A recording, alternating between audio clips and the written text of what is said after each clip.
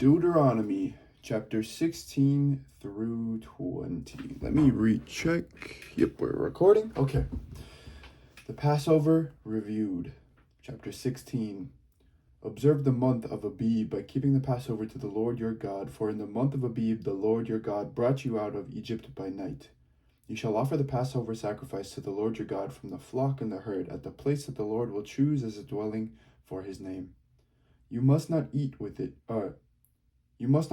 anything leavened. For 7 days you shall eat unleavened bread with it, the bread of affliction, because you came out of the land of Egypt in great haste, so that all the days of your life you may remember the day of your departure from the land of Egypt.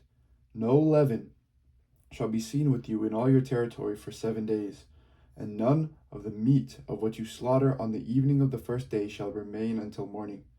You are not permitted to offer the Passover sacrifice within any of your towns that the Lord your God is giving you, but at the place that the Lord your God will choose as a dwelling for his name. Only there shall you offer the Passover sacrifice, in the evening at sunset, the time of day when you departed from Egypt. You shall cook it and eat it at the place that the Lord your God will choose. The next morning you may go back to your tents. For 6 days you shall continue to eat unleavened bread, and on the 7th day there shall be a solemn assembly for the Lord your God, when you shall do no work. You shall count 7 weeks. Begin to count the 7 weeks from the time the sickle is first put to the standing grain.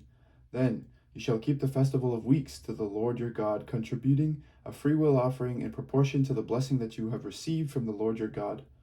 Rejoice before the Lord your God, you and your sons and your daughters, your male and female slaves, the Levite resident in your towns, as well as the strangers, the orphans, and the widows who are among you, at the place that the Lord your God will choose as a dwelling for his name.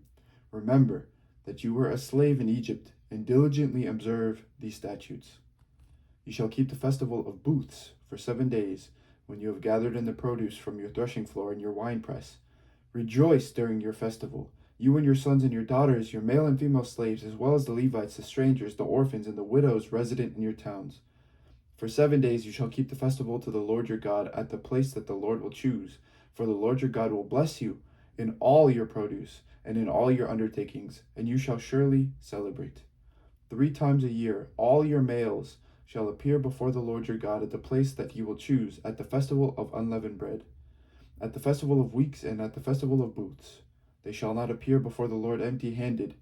All shall give as they are able, according to the blessing of the Lord your God that he has given to you. You shall appoint judges and officials throughout your tribes and all your towns that the Lord your God is giving you, and they shall render just decisions for the people. You shall not distort justice. You must not show partiality, and you must not accept bribes, for a bribe blinds the eyes of the wise and subverts the cause of those who are in the right. Justice, and only justice, you shall pursue, so that you may live and occupy the land that the Lord your God is giving you. You shall not plant any tree as a sacred pole beside the altar that you make for the Lord your God, nor shall you set up a stone pillar, things that the Lord your God hates. Chapter 17. You must not sacrifice to the Lord your God an ox or a sheep that has a defect, anything seriously wrong, for that is abhorrent to the Lord your God. If there is found among you in one of your towns that the Lord your God is giving you a man or woman who does what is evil in the sight of the Lord your God and transgresses his covenant by going to serve other gods and worshiping them, whether the sun or the moon or any of the host of heaven, which I have forbidden. And if it is reported to you, or you hear of it, and you make a thorough inquiry, and the charge is proved true that such an abhorrent thing had occurred in Israel, then you shall bring out to your gates that man or that woman who has committed this crime, and you shall stone the man or woman to death. On the evidence of 2 or 3 witnesses, the death sentence shall be executed. A person must not be put to death on the evidence of only 1 witness. The hands of the witnesses shall be the first raised against the person to execute the death penalty, and afterwards the hands of all the people. So you shall purge the evil from your midst. If a judicial decision is too difficult for you to make between one kind of bloodshed and another, one kind of legal right and another, or one kind of assault and another, any such matters of dispute in your towns, then you shall immediately go up to the place that the Lord your God will choose, where you shall consult with the Levitical priests and the judge who is in the office in those days. They shall announce to you the decision in the case. Carry out exactly the decision that they announce to you from the place that the Lord will choose, diligently observing everything they instruct you. You must carry out fully the law that they interpret for you, or the ruling that they announce to you. Do not turn aside from the decision that they announce to you, either to the right or to the left. As for anyone who presumes to disobey the priest anointed to minister there to the Lord your God, or the judge, that person shall die.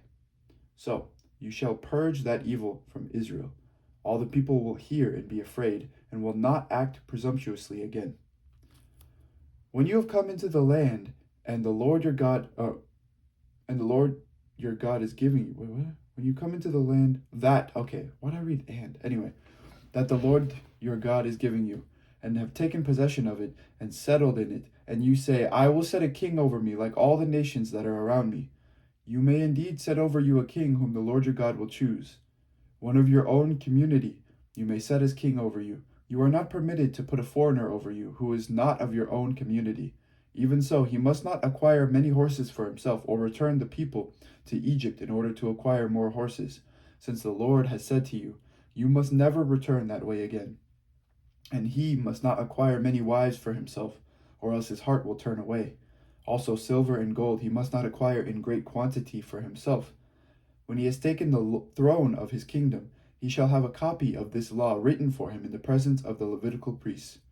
It shall remain with him, and he shall read it in all the days of his life, so that he may learn to fear the Lord his God, diligently observing all the words of this law and these statutes, neither exalting himself above other members of the community, nor turning aside from the commandment, either to the right or to the left, so that he and his descendants may reign long over his kingdom in Israel. Privileges of priests and Levites. Chapter 18. The Levitical priests, the whole tribe of Levi, shall have no allotment or inheritance within Israel. They may eat the sacrifices that are the Lord's portion, but they shall have no inheritance among the other members of the community. The Lord is their inheritance, as he promised them. They shall be the priests' due from the people.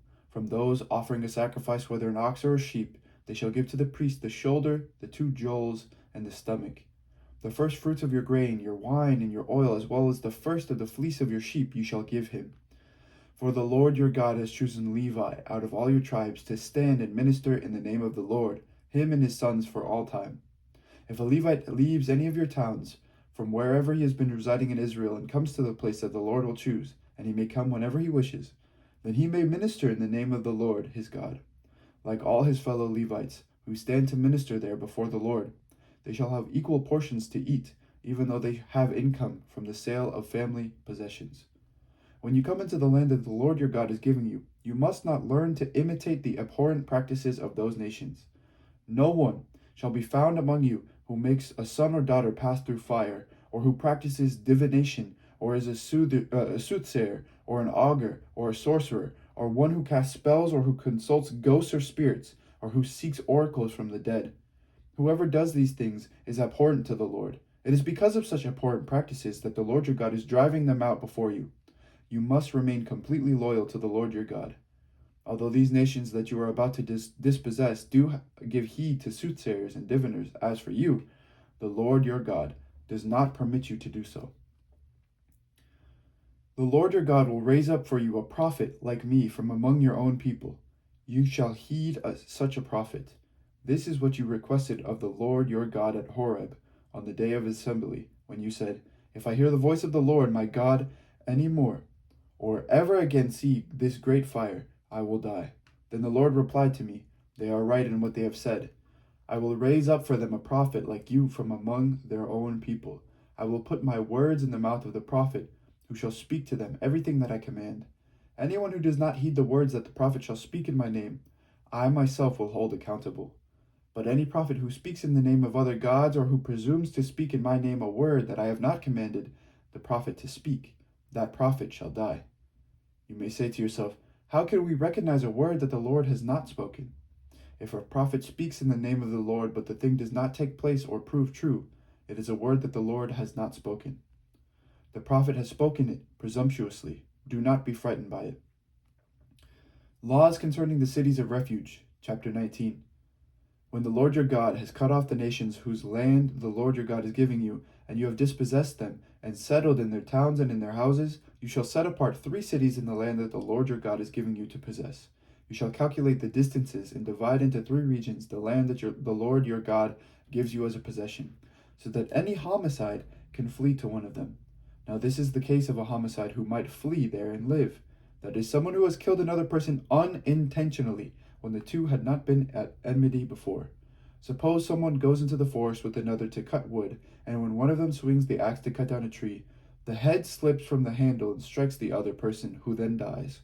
The killer may flee to one of these cities and live, but if the distance is too great, the avenger of blood, in hot anger, might pursue and overtake and put the killer to death, although a death sentence was not deserved, since the two had not been at enmity before. Therefore, I command you, you shall set apart 3 cities.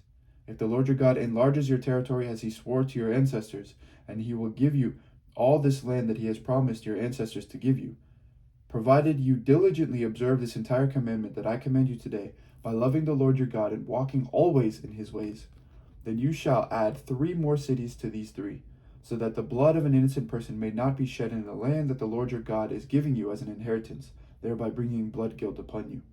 But if someone at enmity with another lies in wait and attacks and takes the life of that person, and flees into one of these cities, then the elders of the killer's city shall send to have the culprit taken from there and handed over to the avenger of blood to be put to death.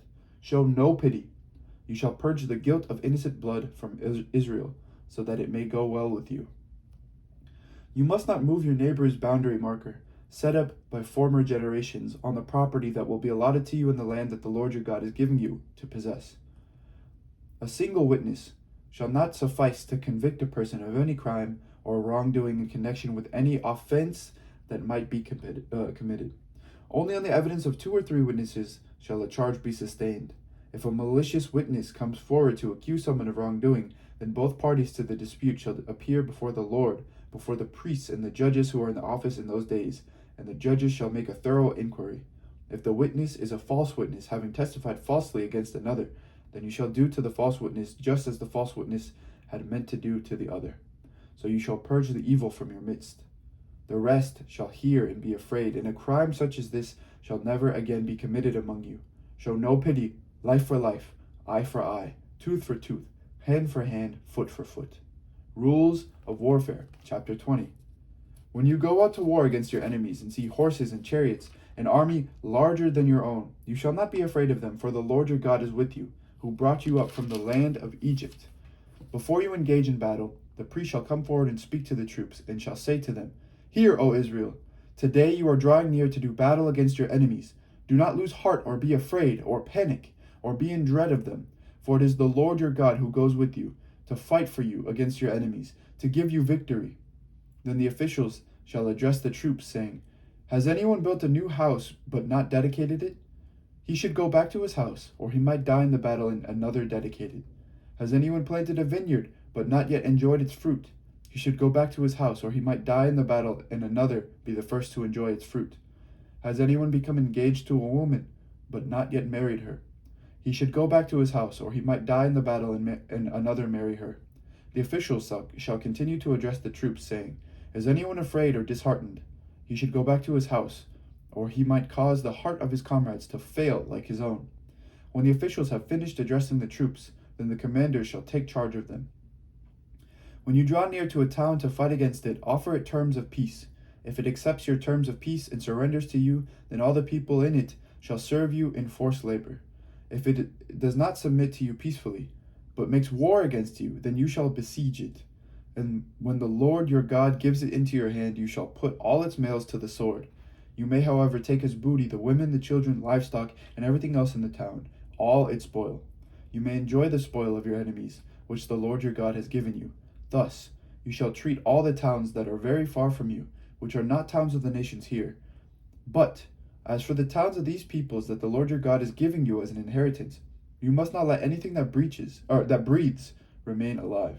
You shall annihilate them, the Hittites and the Amorites, the Canaanites and the Perizzites, the Hivites and the Jebusites, just as the Lord your God has commanded, so they may not teach you to do all the abhorrent things that they do for their gods, and you thus sin against the Lord your God. If you besiege a town for a long time, making war against it in order to take it, you must not destroy its trees by wielding an axe against them. Although you may take food from them, you must not cut them down. Are trees in the field human beings that they should come under siege from you? You may destroy only the trees that you know do not produce food. You may cut them down for use in building siege works against the town that makes war with you until it falls. This is the word of the Lord. Thanks be to God. Wow. All right. Once again, thank you to everyone who has listened today. May God bless you and have a great day. Take care.